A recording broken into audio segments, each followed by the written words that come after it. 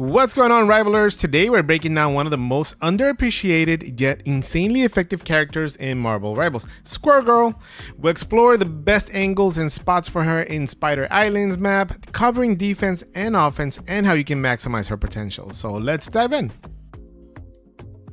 Alright, and let's start on the defensive side. Squirrel Girl's defensive playstyle, it's all about zoning, area control, and disruption. In Spider Islands, we have several unique spots that amplify her strength, and here's where positioning with her gives you maximum impact. Now, I'm showcasing kind of like my route when I go on defense and some of the places that I tend to go into initially. This is gonna be a jump here that I almost don't recommend because you get a lot of aerials sometimes going all the way to the top, and they'll try to single you out if they spot you in the rooftop. But I showcase this just in case this is something you guys want to try out. And I personally have a little bit of an issue when I go up all the way to the rooftop because the acorns just don't bound very consistently, in my opinion, for splash damage. Where you can see the splash damage really taking effect is either in ground level or in the second floor level. And for me, this is kind of home initially, just because this spot right here gives you visibility into what's happening in the ground, what team compositions are coming in. You still have access also to the bridge all the way at the end from the spawn location. So just a lot of knowledge. The only times this kind of like misses is if they do a portal with strange right away, or if you have like a hella that's on the same DPS level as you. So if that's the case, then I recommend that you kind of backtrack and stay with your back line or this angle that I'm showcasing right here, because they will definitely not see you in the line of sight like other characters do.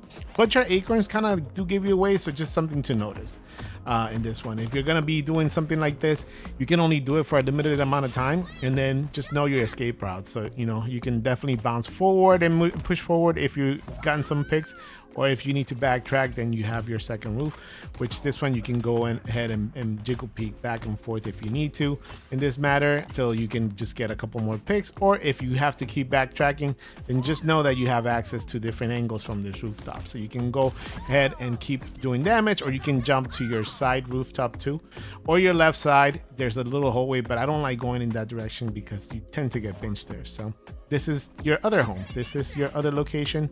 This one's really cool because you can also see the hall over here to the right side. You can see the entrance as well to that building, and then just keep an eye on the actual main street here. And honestly, the acorns kind of like bounce. As you guys can see, this is what I was talking about. The rooftop in high levels with her, they have a little bit more verticality. So you just have to be more precise with your shots with Squirrel Girl if you're going to be going to the rooftops in this building. But the second floor levels are okay. The second floor rooftop, since it's on the shorter side, it's still okay, and you have a lot of access to what's going on in the street. This small street is like Murder's Row for you with Squirrel Girl, and it's amazing to zone control here, but at the same time just be so disruptive.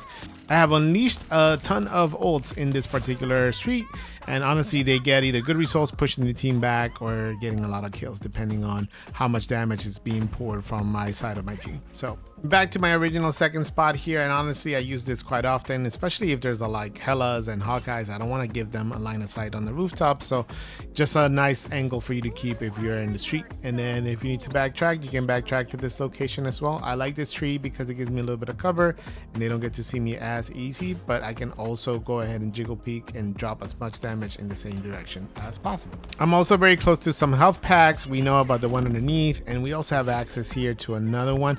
And this is good to keep in mind because now, since you're no longer in their spawn, ideally you may be without your healers from time to time. So when that happens, pick spots where it's really easy for you to go back, get some health regen, and then just go back into the action if you need to.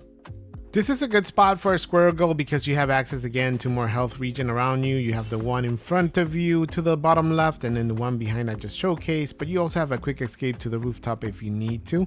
And you have cover, which is really, really important with Squirrel Girls. Cover is everything. So you have access to people that might be funneling through the left entrance, main entrance, or the top right side. Now, I don't recommend being cut up here if you are already in the process of funneling back into the action. So this is something that I would suggest initially only when the gate is about to open.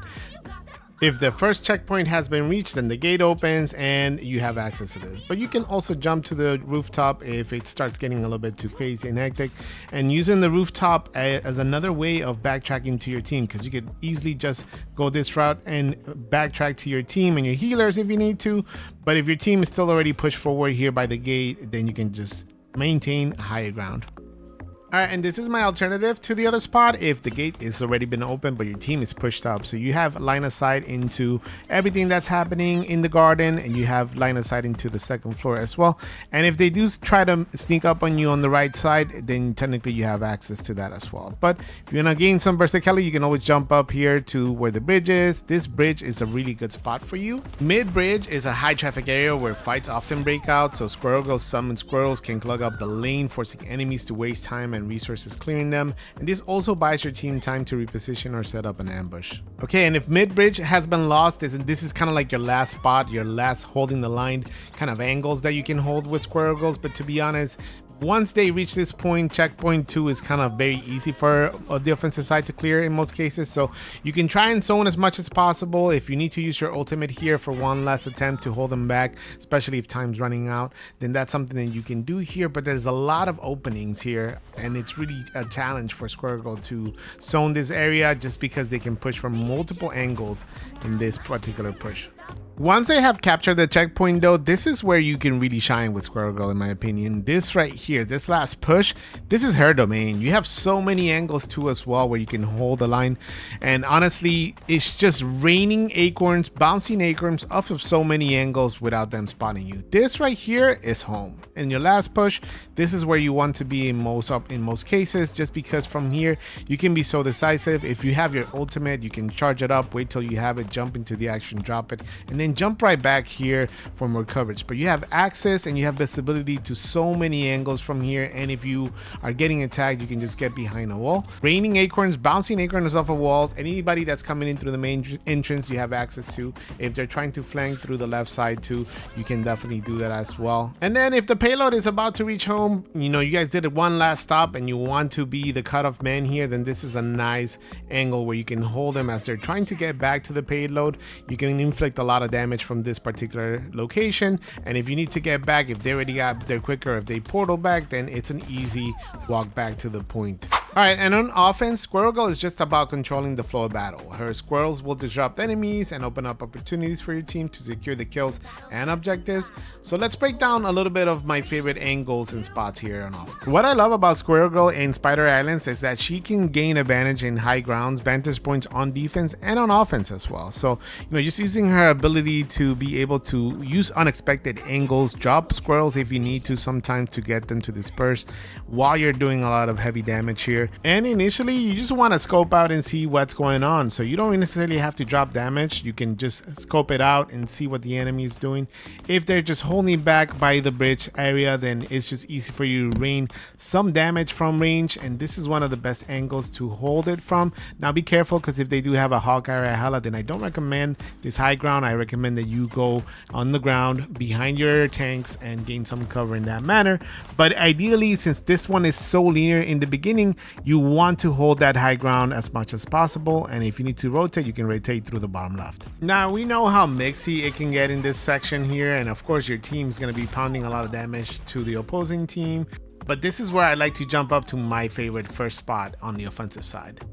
This is an angle that really helps you stay alive, but at the same time inflicts so much damage on anybody that's pushing in from the defensive side and trying to get mixy in the action out here in the open.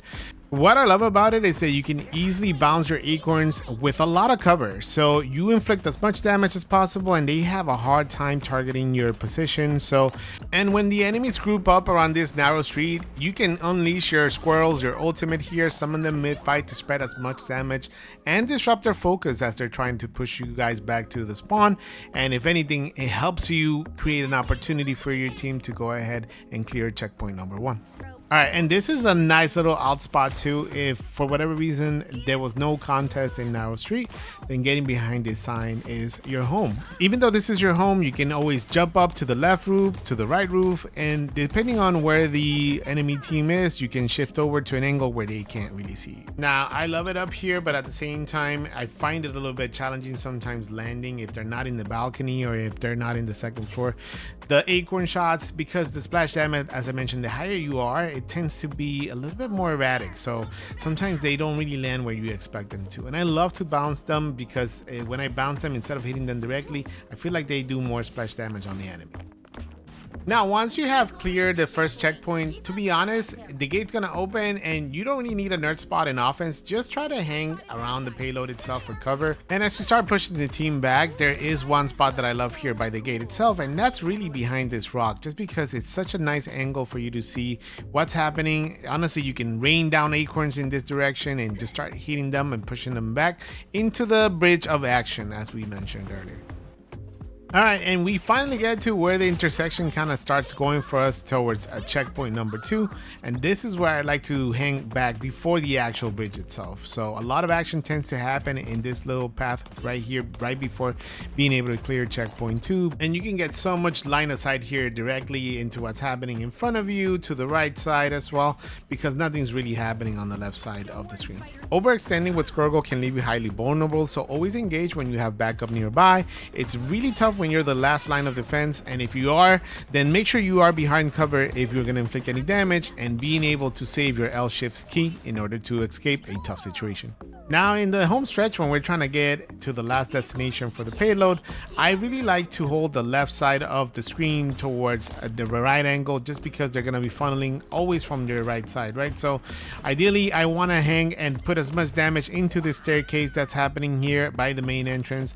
If I can clear that, then I actually don't like going through the main entrance itself, because I'll be an easy target to anybody that's on the top left side of the screen. So ideally, what I want to do is go in from the left, jump up, and then get some sort of cover before you can inflict a little bit of damage into this hallway. And if you need to clear it with your ultimate, then send your squirrels in for some extra action while your payload is moving towards the last destination. Now, of course, these are some of my favorite spots and angles to hold in the map, but the flow of the game will always dictate if you are able to use them. Every game plays out differently, so just keep these in mind throughout the game and see if they work in your favor. And that's how you dominate Spider Islands with Squirrel Girls in Marvel Rivals. Whether you're disrupting the enemy team on defense or ambushing them in the jungle, she's an incredible asset when used strategically. If you enjoyed this breakdown, don't forget to like and subscribe. Leave me a comment of your favorite Squirrel Girl plays. Until next time, stay heroic and keep those squirrels swarming.